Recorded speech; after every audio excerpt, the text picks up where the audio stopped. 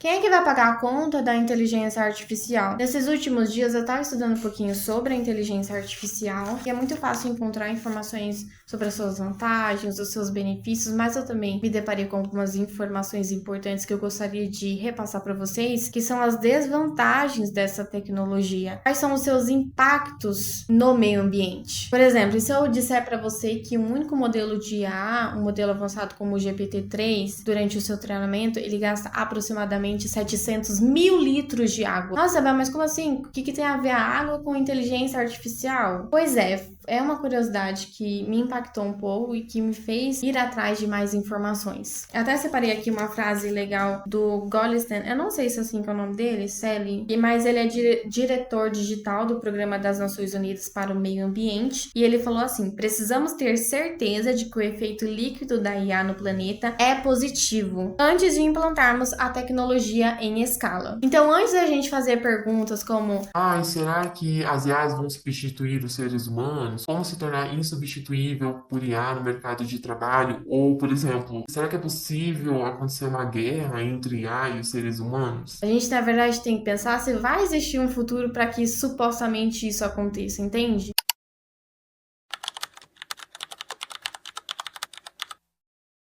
Vamos falar um pouquinho sobre o treinamento da IA. O treinamento é o processo que ela vai armazenar informações, vai fazer um compilado aí dos artigos, livros e toda a fonte de informação que ela conseguir, como que ela vai se adaptar com o pensamento humano, enfim. Isso é o treinamento da IA, que é feito em data centers, é como se fosse uma base. Esse processo é utilizado milhares de placas gráficas, se eu não me engano, esse sistema meio que superaquece, entendeu? Aí, neste caso, precisa de um sistema de resfriamento. Então, a água é utilizada no processo de resfriamento. E aí, um modelo de IA de ponta, como o GPT-3, que eu falei para vocês, ele gasta, em média, aproximadamente 700 mil litros de água. Só que, por exemplo, o GPT-4, por ser mais robusto, os especialistas estimam que ele gaste 5 a 10 vezes mais de água, sabe? E isso no treinamento de uma única IA. Porque se a gente for pensar em uma grande escala, o surto vem, né? Nos meios dos jovens, a gente usa muito o chat GPT. E aí tem pessoas que usam meio que à toa. Ai, chat, me conta uma piada. Ai, chat, não sei o quê. Será que isso também tem impacto? Será que nesse processo de conversa aí gasta água também? E sim, a resposta é que gasta. Foi feito um estudo na Universidade da Califórnia, Riverside, e eles estimaram que de 5 a 50 perguntas realizadas a uma IA, estamos falando ali de um modelo grande, né? Eles estimaram que gasta 250 ml de água, que é equivalente a um copo de água. Aí você gasta isso, eu gasto isso, seus amigos gastam isso, seus colegas da faculdade gastam isso. Então, assim, quando a gente vai percebendo que milhares de pessoas estão usando por dia, quantos copos de água são gastos diariamente? São impactos que podem causar danos irreversíveis para o nosso planeta, para o nosso meio ambiente. Claro que existem outros fatores que a IA está envolvida aí com o impacto no meio ambiente, como, por exemplo, descarte incorreto de eletrônicos, poluição digital. A IA ela precisa de dispositivos eletrônicos. Esses dispositivos eletrônicos, eles precisam de uma matéria-prima, né? Para ser desenvolvida, elas precisam de matéria-prima.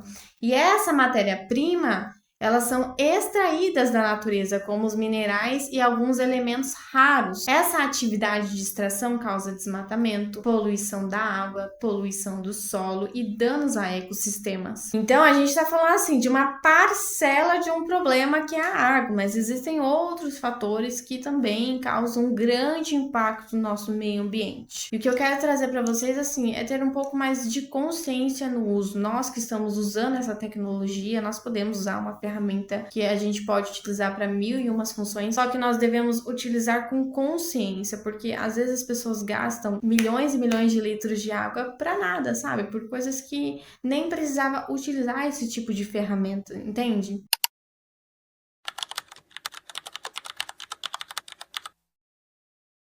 Existem algumas soluções em andamento, porque essas empresas que desenvolvem aí a inteligência artificial estão sendo meio que pressionadas, porque realmente são grandes danos que podem se tornar ali irreversíveis, né? Tem alguns data centers que eles utilizam até fontes de água doce, como rios, lagos, e aí pode causar uma grande escassez de água em diversas regiões. Algumas soluções são construir data centers em regiões mais frias, como a Finlândia e Islândia.